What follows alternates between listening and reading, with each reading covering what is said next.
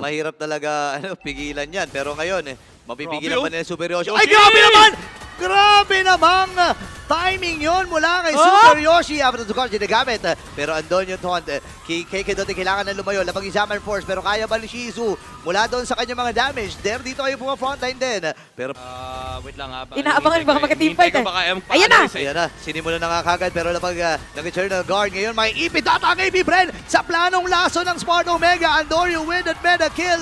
At nakadalawa na nga siya rito. Magiging tatlo. Hoy! Nangangamoy savage ata. Si Derba magiging next sa target. Humahabol dito si Andorio. Ang tanong, kakayanin bang makalpas? Kakayanin ba makasurvive? Habol si Andorio. Doon mo talaga mararamdaman eh. Kulang talaga yung damage ng AP Bren. Ayun Oh, na, Yoshi! Super Yoshi, sabi magkukulang. Sige, sobrahan natin. Dinagamit ni Turner Guard. Kasabay natin revitalize. Joe may nakakuha ng kill. Kailangan tumakas si Tingedot. Pero ang talong makakatakas pa siya na din yung pokes from Smart Omega. Pasok na naman. Si Zinta na magiging next. Joe may na triple.